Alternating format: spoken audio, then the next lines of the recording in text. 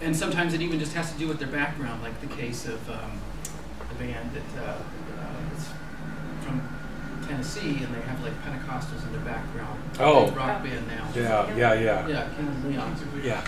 So sometimes even like the backstory Yeah. is part of that.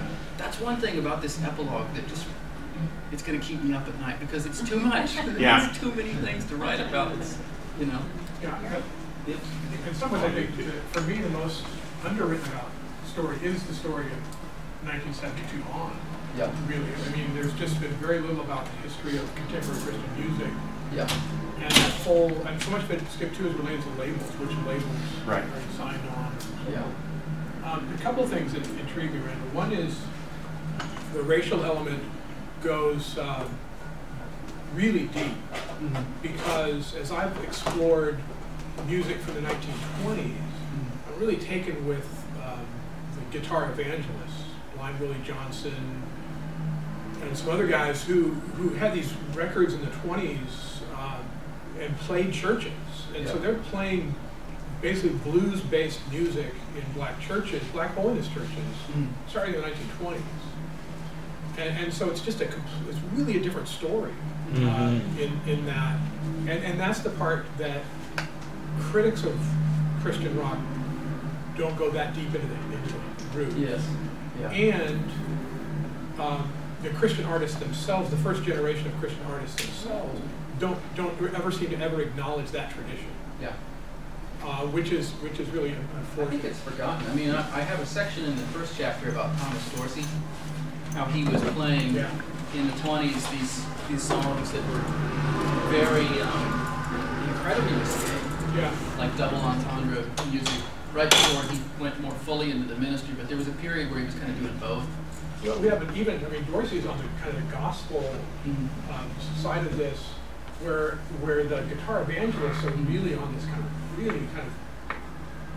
low budget recording. Like one guy in the studio with guitar. It's just fascinating. Who was recording these guys? Who was buying these records? It just was really fascinating. And the other piece that I think speaks to Art's comment is, to me, this pretty significant shift takes place where when Jesus rock was something you went to a concert to hear, and then when contemporary Christian worship became kind of the model for how to do evangelism. Yeah. And so now, it was one thing when I was a kid, it's like, okay, like, this is something you didn't listen to in church, unless a band came through on a Sunday night. And now all of a sudden, this is what the music you were worshiping. And that's a pretty significant transition. I do think, though, that, I mean, I feel like I wouldn't want to force this into my main argument, but I have this argument that I run throughout that's Pentecostalism. Like, Pentecostalism is my thread of continuity. And another thread is Johnny Cash, who goes to a Church of God, Cleveland church, as a young man. That's where he was raised in Dyess, Arkansas. Has that period of pills and wildness. And then goes back to Jimmy Rogers Snow Church in Nashville, which is a Pentecostal church. And then Cash becomes like a player on the Jesus rock scene. So I think that the related to that, I just thought was related to it, was that sort of the charismatization of evangelicalism in the 70s and the 80s. And I think that has a lot to do with, I mean, I don't know for sure, but I think it has a lot to do with that, the spread of worship music. Yeah.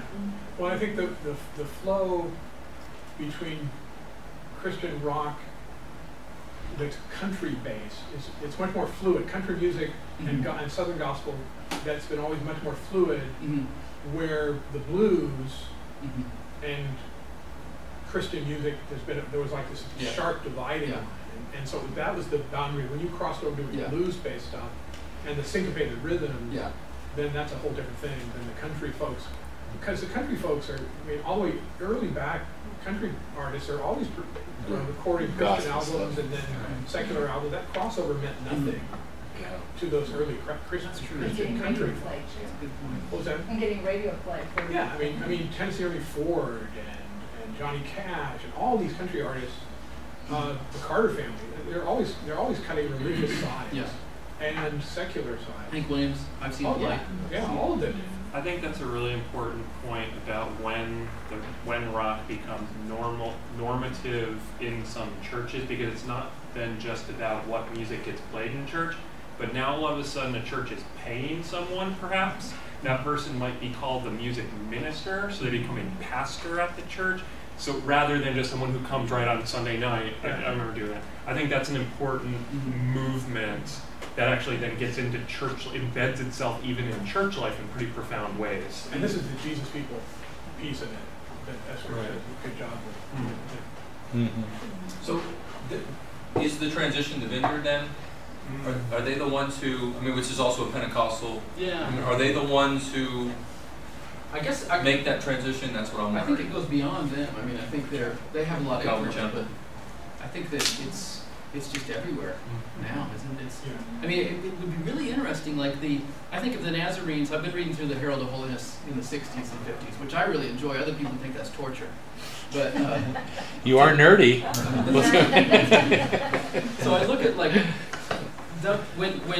so in the 60s, when the charismatic revival starts happening within the Episcopal Church and all over the place among Catholics, there are all these pieces in Herald of Holiness about how, like, we don't like this is terrible, we're really upset about this. If you could take W.T. Perkheiser, who was the editor at the time, and then say, like, this is a typical Nazarene church service, what do you think about that? They'd have to see that they're like, well, this looks like a bunch of tongue speakers have suddenly invaded a Nazarene church, you know. So I think in a way they kind of, even though Nazarenes don't speak in tongues, I think it's heavily been Pentecostalized by this other stuff. Just out of curiosity, has there been any censoring of Christian rock, like an official censoring of any kind, historically and now? I don't know. I mean, Who's the officials? What do you mean by censoring? Who are the officials in process? Yeah. That would be the question. Because, I often hear, especially lyrics, you talk a lot about the beat and the music, but I see certain lyrics and I thought, who has looked at this or really pay attention to this? Because you go You mean like in the choruses? Oh yeah, they're awful. Did you censor for bad theology though? Yeah. Oh. Or shall we? So I just wondered. I remember talking to a Christian musician, James Ward, who's been very involved in worship since, who was saying that when he was on, I think it was Murder, and he had a song about being a road musician, about coming home late at night to his family or something, and the label didn't want it on the album because it wasn't religious. And so the censorship kind of cut through, a lot of times was from the labels, that if the music wasn't strictly about Jesus, that it had no place on a Christian album. I remember in the what they mentioned, like 80s, this artist called Julie Miller. She had this. I guess she's acting like in the outskirts of the Christian music scene, but she had an album where she had a song called "Sick of Sex," which was about like a protest against the sexualization of society. But it was just like, no, didn't get any airplay because it was dirty. Got sick of sex and the. It's like, yeah. She was a little too honest. I mean, she was she was a victim of sexual abuse. Yeah. Her father, who sang in the choir at church. It was just one of these things where she was always trying to grapple with the dichotomy between Christian ideals and her lived reality within church. I remember she was talking about her abortion and drug use at a concert I heard her, and just like. There's another one like this. Much. There's another one like this. Is this great indie rock artist? His group's called Paid with a Lion, and he's kind of like, he was a Pentecostal. He was Assemblies of God, and he's on one of these major, indie labels that has a lot of credibility. Gets reviewed in Rolling Stone, and he's an ex-Pentecostal, and he's a really furious one. So when he's on stage and when he's speaking, he's saying just vicious things, And I can see in that case that there would be. Christian stations would probably be reluctant to play some of his music. So a question back to Dobson. Sorry to take it away from you, Randall. I'm a rock and roll fan, and the rest of you rock and roll. Yeah, really. I don't know if you've ever seen this, if anybody else has seen this, but I once Googled, or maybe somebody pointed me to worst sermon ever, and I looked it up, and it was a. Has anybody ever seen this? It's a guy. Oh yeah. Extensive website.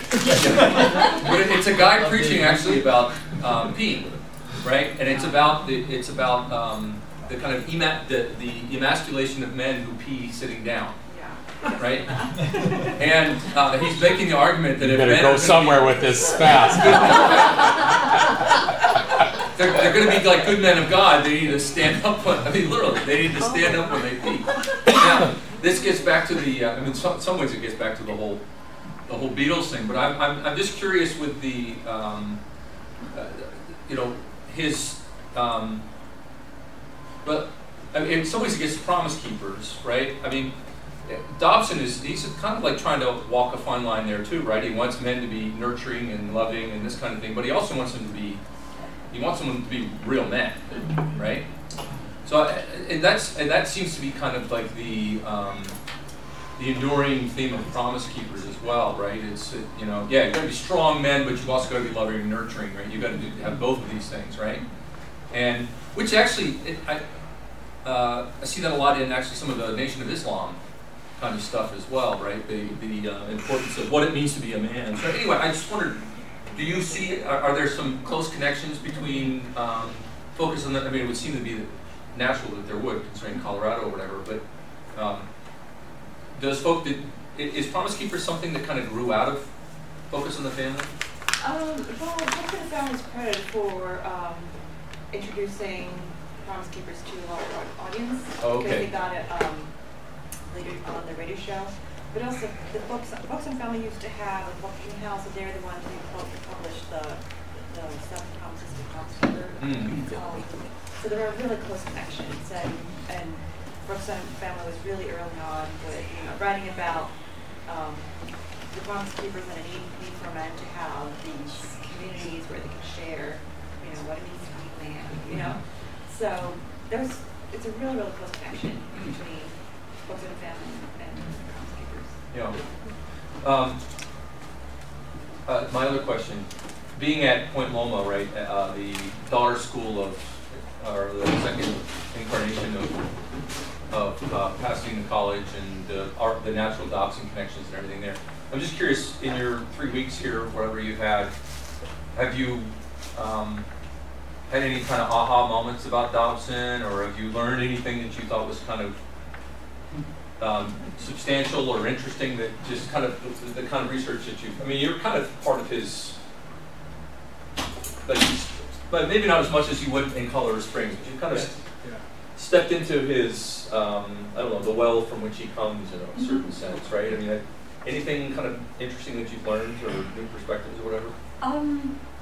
Well, I've heard some rumors that I can't repeat. Oh.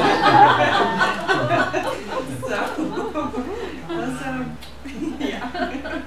Do tell, please. That you never mentioned that. But I mean, I've heard, like, you know, people talk about knowing of him as a, you know, I've known a little bit more about, learned to know a little bit more about his personality. I met up with a former professor here who just said, like, well, Jim just knew how to be famous. He had, like, he was in this world, Nazarene world, but he knew that, you know, he had to, he knew how to build an audience. He knew how to work the system. He knew how to, you know, he wanted to be famous, and he knew how to be famous. And it was like I need to hear, like, a little bit of a story about the personality of Dobson, even though he's not, you know, that's not what I focus on in my work, but it's like, it definitely, you know. But when we were talking about that, what she was saying, what they were discussing, we were saying, like, well, I don't know if he's a Nazarene now, but coming from the Nazarene church, at least, like, he has to be the most famous Nazarene that there is. You know? Which would be disappointing to a lot of people. That would put Jesus in a bad place.